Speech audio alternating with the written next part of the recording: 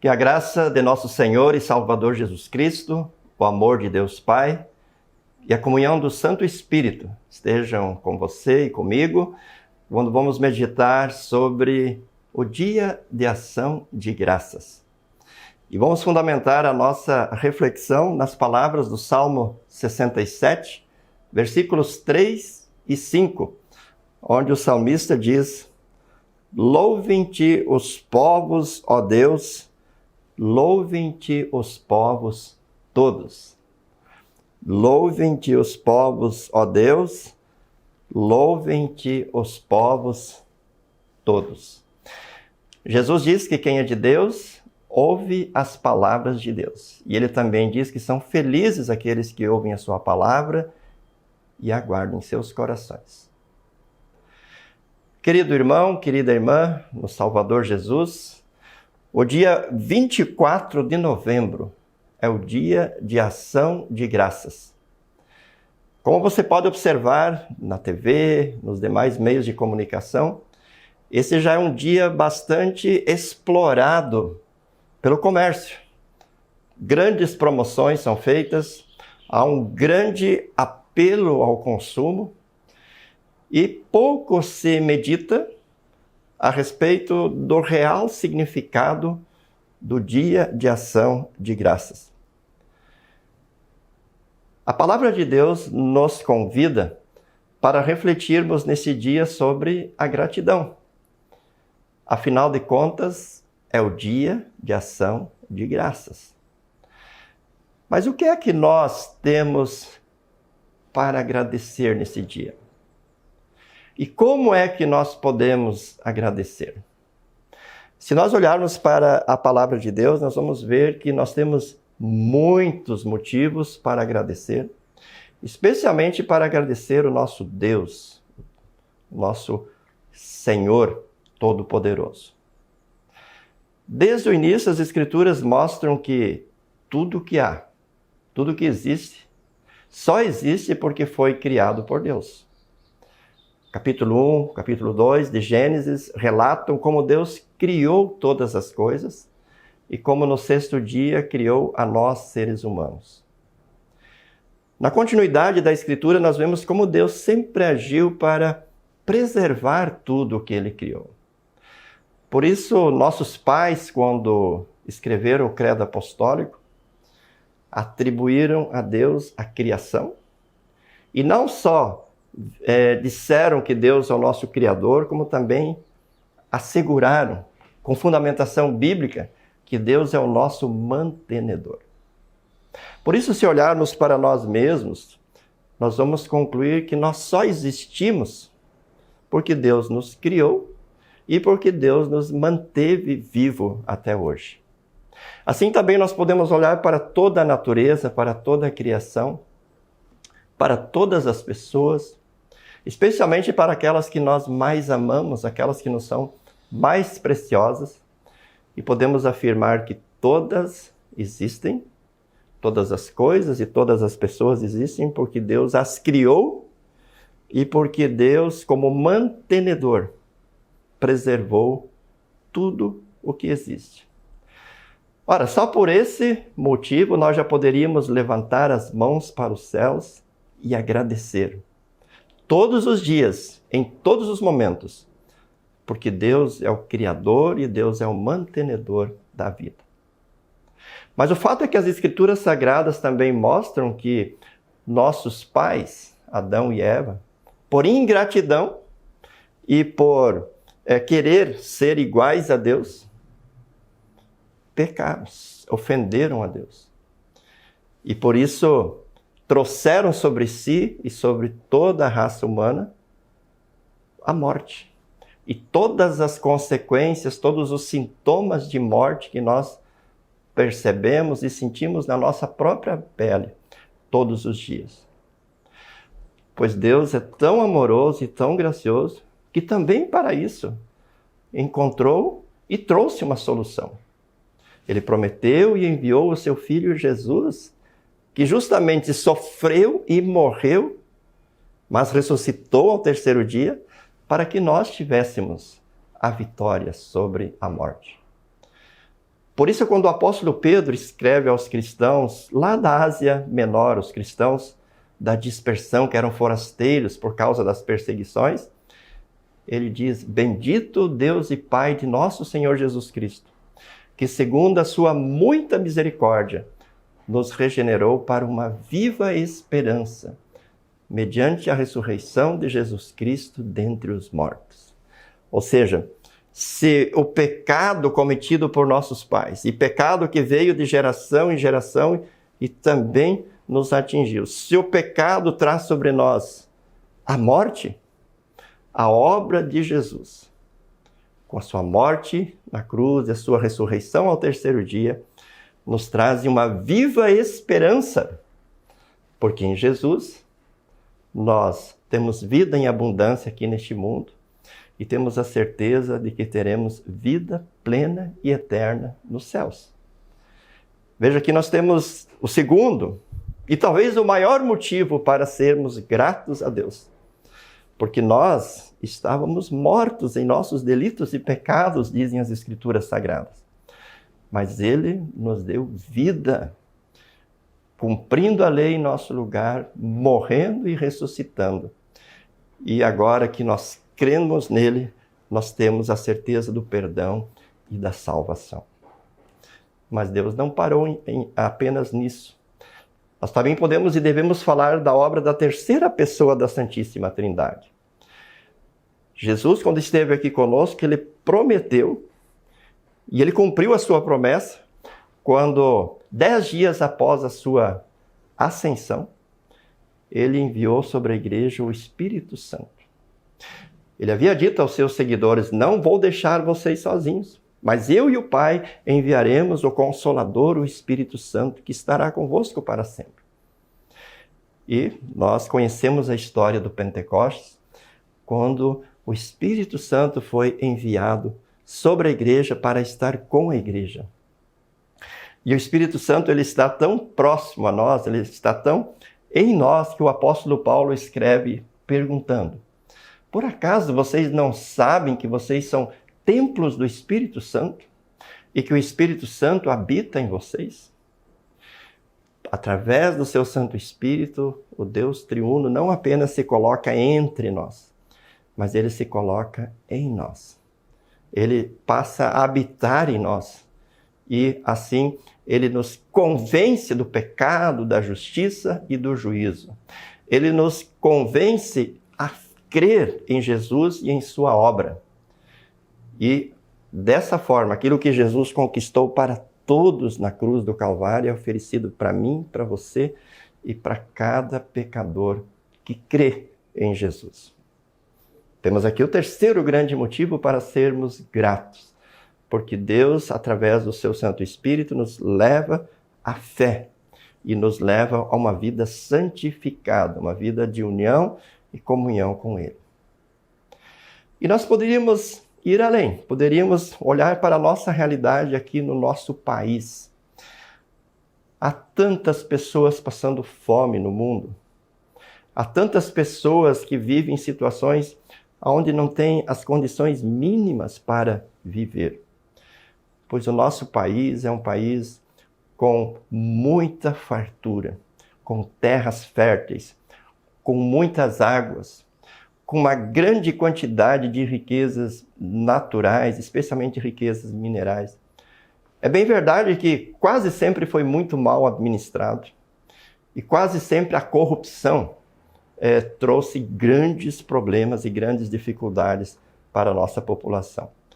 Mas, de modo geral, olhando para o nosso país, é um país de muita prosperidade, de muita riqueza, que Deus criou e que Deus deixou ao nosso dispor.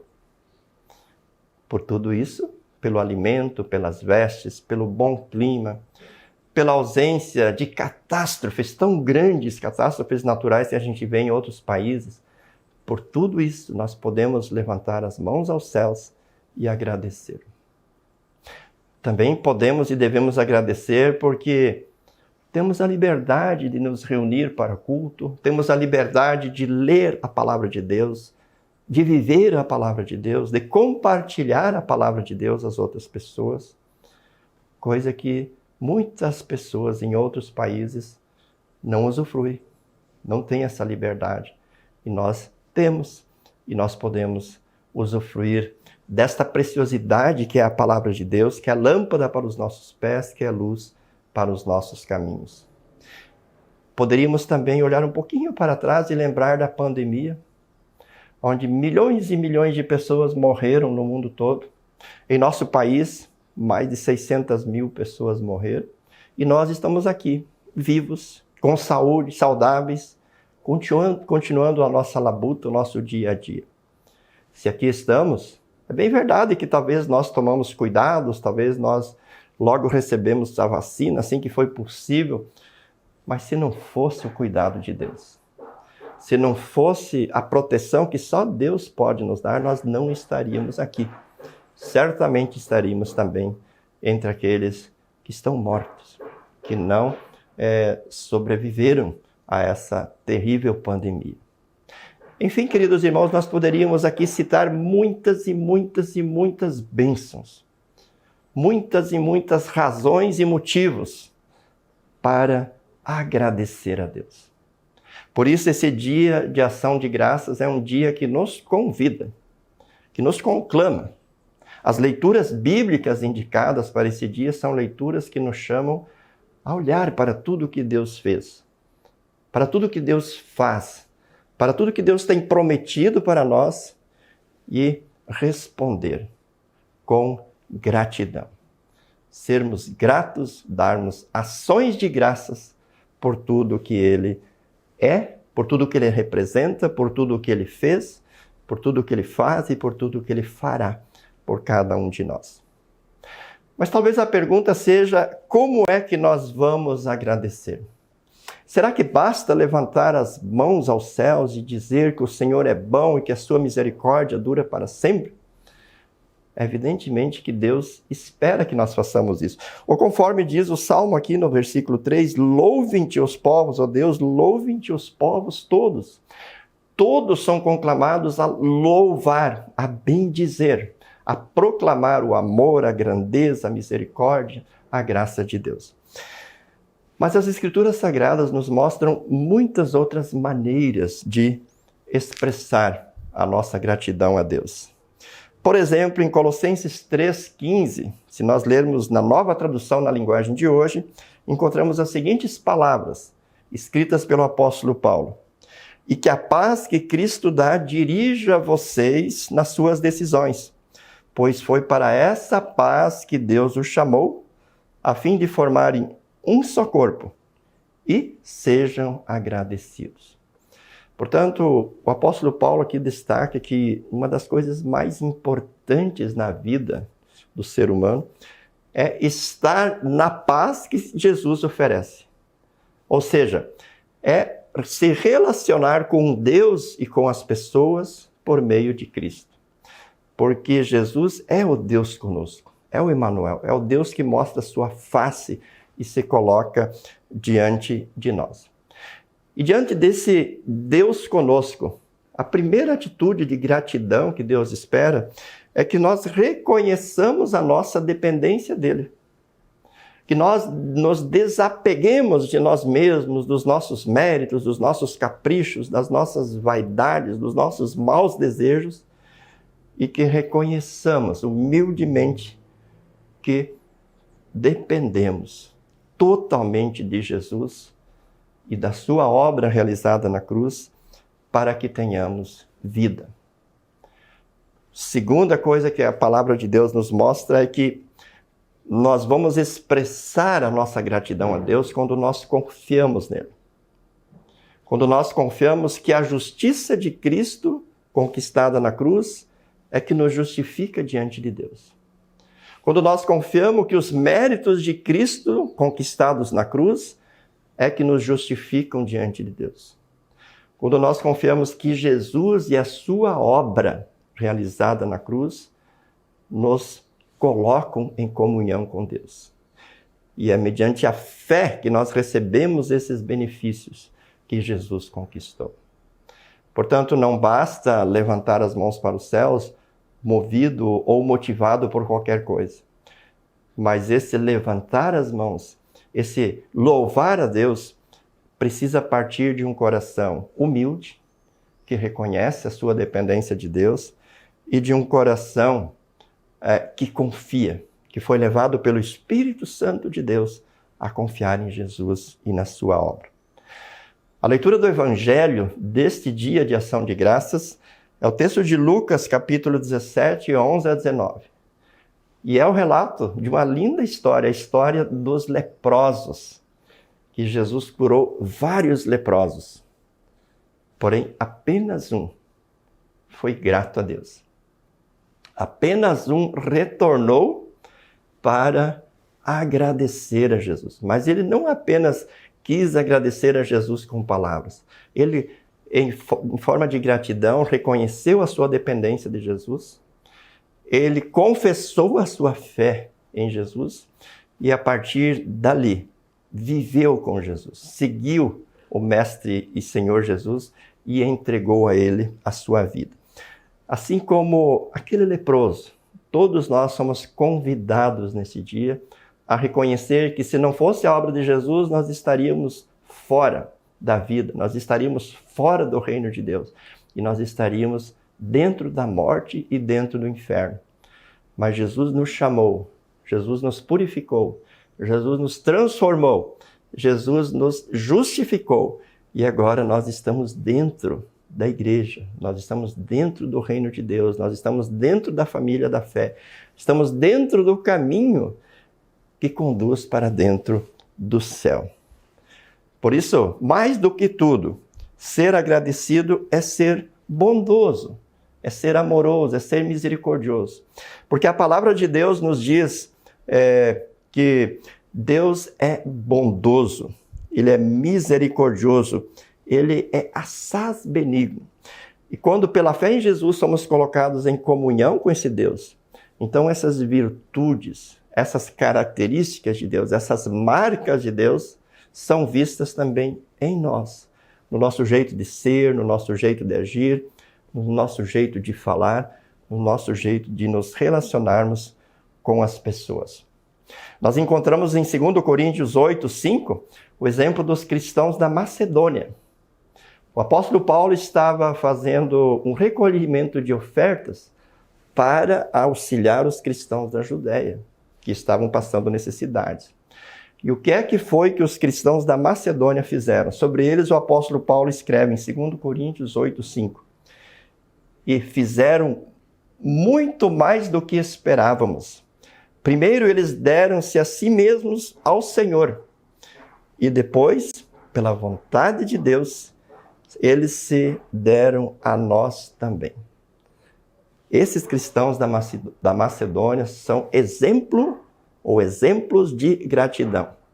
Eles foram alcançados pelo Evangelho, eram materialmente pobres, mas quando ouviram falar que irmãos na fé, em terras distantes, passavam necessidades, foram desafiados a recolher ofertas, eles foram generosos, mas a sua generosidade esteve relacionada ao fato de terem doados a si mesmos, terem se entregues pela fé em Jesus a si mesmos, ao Senhor e à sua missão.